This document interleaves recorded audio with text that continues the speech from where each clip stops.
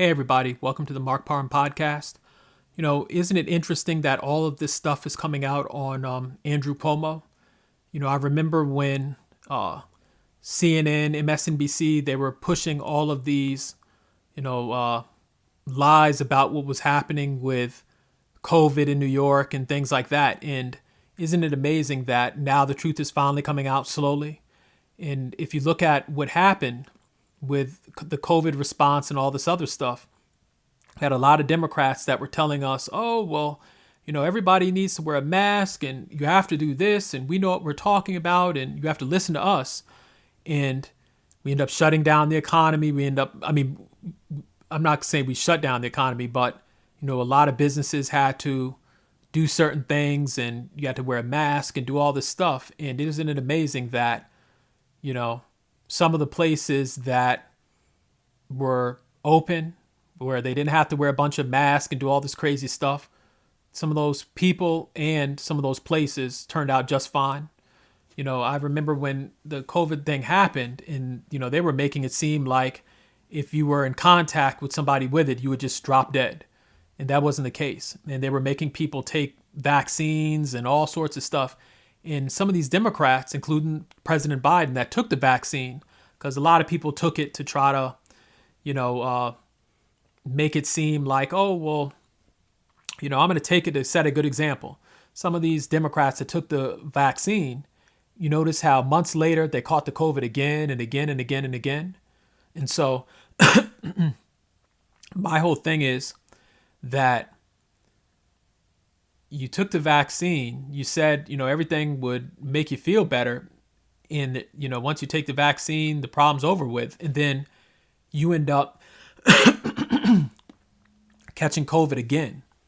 And that's what happened to some of the politicians. I think Joe Biden caught COVID a few times, even though he went out there and said, oh, this is safe to take and trust the science and all this other mess. And so just goes to show you can't listen to these elected officials. You can't listen to these people in media because they'll sit up and tell you anything. They'll tell you the sky is purple and the sky is blue. They just make up all sorts of lies. And some of these people and media companies, they were getting a lot of money from Pfizer and some of these pharmaceutical companies. And so, they're going to go with whoever's spending money with them. It's just sad that all of this bad stuff happened, based off of a lot of lies. I mean, some people, from what I've seen, have taken this COVID vaccine and haven't been the same. And isn't it funny that people were taking the vaccine and then if something did happen to you, the medical companies and the pharmaceutical companies, they weren't even responsible. Like, you would think that people would be able to,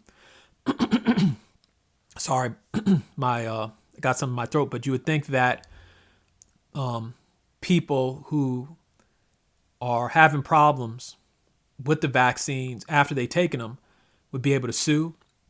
Some of these folks are basically, it's almost impossible to really get a settlement from some of these huge pharmaceutical companies. And when you finally get the settlement, you've had to jump through all these hoops if you get one. That's how it always works sometimes with these big businesses, where you can sit up and something happens to you after you've used a product or something like that, and then you just have to jump through a lot of hoops. And so it's just very interesting to see how people are waking up, how the tide is turning. And I think it was horrible that you had social media companies, taking down people's accounts talking about COVID.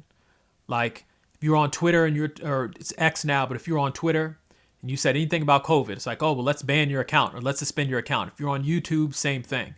But you could be talking about sex, drugs, and rock and roll and nothing would happen. But as soon as you talk about something to save people's lives, an alternative, it's just like, oh, well, you can't say that. And so, I think even some, Mark Zuckerberg came out and he said that, he was pressured about, but pressured by the government because they didn't want people to use his platform to quote unquote spread, false information and all this other stuff. It's just crazy. And so I think that in situations like the COVID situation, the more information, the better.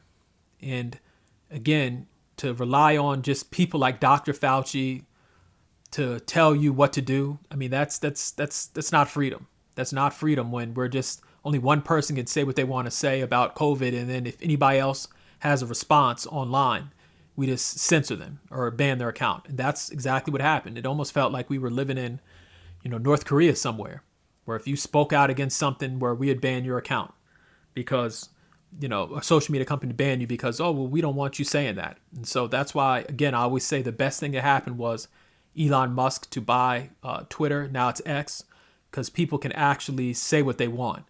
I mean, before, if you made any mention of COVID-19, you were suspended. Or if you had any medical advice, even doctors who were on there that didn't believe in Dr. Fauci and what he was saying, they were suspended. Like, you would think that people were committing a crime just for having an opinion or, different information about something. And so, again, I hope that people have learned their lesson. I know that next time it happens, people are awake. They won't trust the government as much. And then also, it's just like for social media companies to cave and censor people because they have an opinion that's different. I mean, that's just shows you the people that run some of these social media companies, how they'll act like, oh, we're for free speech and we're open and we're liberal. But behind the scenes, they want to ban people that don't agree with what they have to say. So in the comment section, let me know how you feel about, this news coming out on Andrew Cuomo and how he dealt with the COVID-19 situation in New York. And just let me know your comments on just the pandemic and the lockdowns and just, what went on with the COVID situation in America. Thank you.